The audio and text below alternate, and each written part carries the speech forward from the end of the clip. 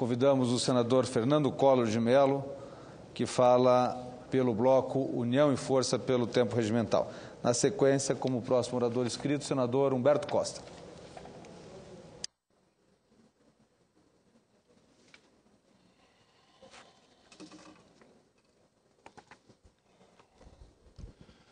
Senhor presidente desta sessão, senador Sérgio Souza, senhoras e senhores senadores, por duas oportunidades nesta tribuna, trouxe à reflexão da Casa a minha preocupação com uma crise que se avizinha perigosamente entre os poderes da República, em virtude do que chamei de esfacelamento institucional por que passamos.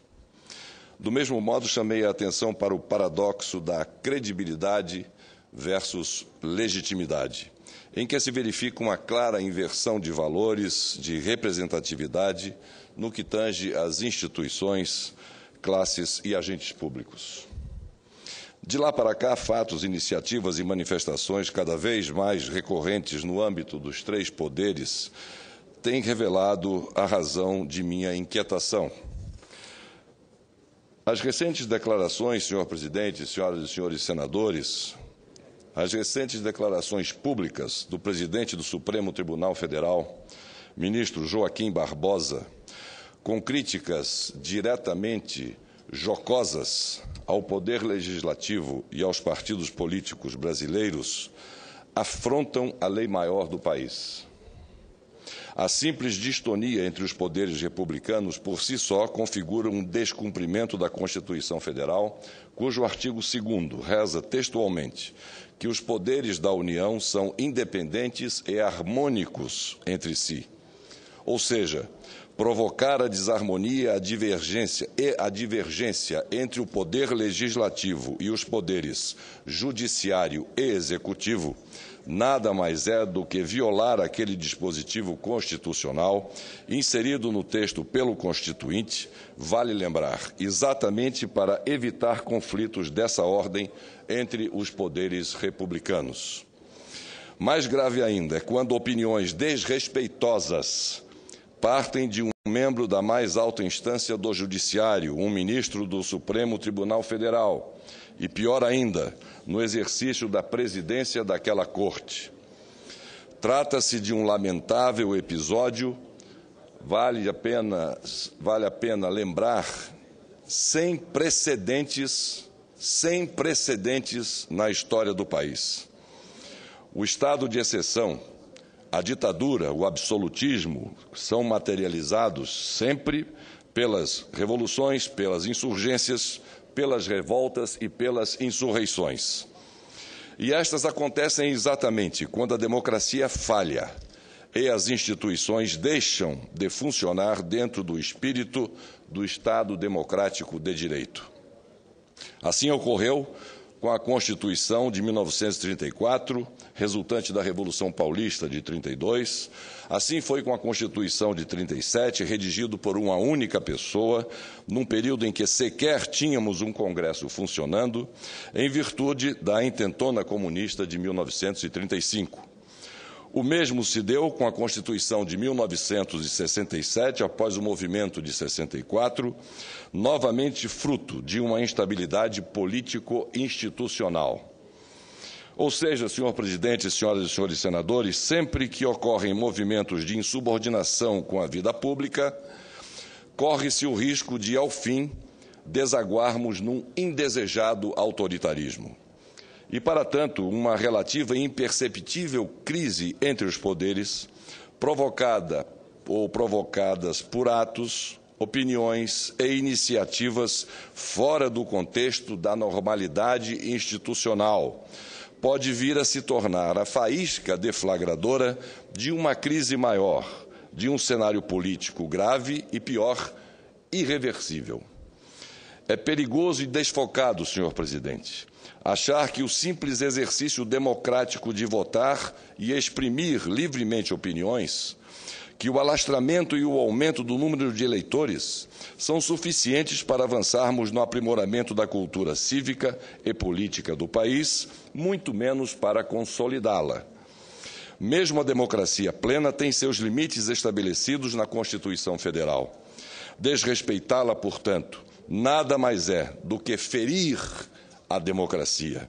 E quando isso começa a se tornar rotina, a crise, ainda que vagarosamente, instala-se e, com ela, a ameaça de revoltas e levantes que, por reação, podem levar à perigosa seara de um estado de exceção. Ainda que possa parecer improvável, uma leitura mais acurada dos acontecimentos pode concluir pelo alto risco que corremos com esse tipo de conduta de um chefe de poder. Ademais, senhor presidente, senhoras e senhores senadores, como ensinam os precepta iuris do direito romano, o juiz somente pode se manifestar nos autos. Não por outro motivo, a Constituição determina que nenhum juiz pode se filiar a um partido político ou se candidatar a um mandato público. Ora, como pode um magistrado, com a responsabilidade de presidir a Suprema Corte, manifestar antecipadamente suas ideias? E que ideias? Ao fazê-lo, ele e qualquer juiz estarão comprometendo seus julgamentos, suas decisões. Por isso mesmo, a ele, juiz, não é permitido dar entrevistas, emitir opiniões sobre temas que futuramente ele possa vir julgar. Ao juiz, isto sim, cabe opinar sobre as leis, o direito, sempre nos autos dos processos. Jamais pode expressar-se politicamente, pois, além de não fazer parte de suas atribuições, não faz parte de suas atribuições constitucionais, de suas prerrogativas. Uma postura deste tipo compromete até mesmo a própria independência do magistrado. E aqui, senhor presidente, não adianta alegar que as declarações foram dadas no universo acadêmico. O ministro Joaquim Barbosa foi convidado a palestrar exatamente por ser o presidente do Supremo Tribunal Federal. Sua figura e suas funções são indissociáveis. Enquanto exercer a magistratura, ele jamais vai poder se comportar como agente político, menos ainda com discursos de palanque. Vale destacar que os ministros do Supremo são nomeados pelo presidente da República, ou seja, o chefe do Poder Executivo, após seu nome ser aprovado pela maioria absoluta desta Casa, o Senado da República. Portanto, não pode ele agora, em nenhuma hipótese, ainda mais na presidência máxima do Poder Judiciário, desqualificar os demais poderes, desmerecer os partidos políticos e subestimar os seus integrantes. Não foi para isso, definitivamente não foi para isso, que ele recebeu uma delegação explícita do Poder Legislativo. Dele, o Parlamento, representando legitimamente a população, espera compostura, liturgia do cargo e dever cívico acima de tudo. Caso contrário, seremos obrigados a concordar com as associações de juízes do Brasil quando disseram há cerca de um mês que a gestão do senhor Joaquim Barbosa é um equívoco histórico. Torcemos para que não se torne também um equívoco histérico, a ponto de aprofundar de vez a crise e o esfacelamento institucional, em que, lamentável e perigosamente, estamos ingressando. Era o que tinha a dizer, por enquanto, senhor presidente Sérgio Souza, senhoras e senhores senadores, muito obrigado. Obrigado, senador Fernando Collor. Vossa Excelência possui razão.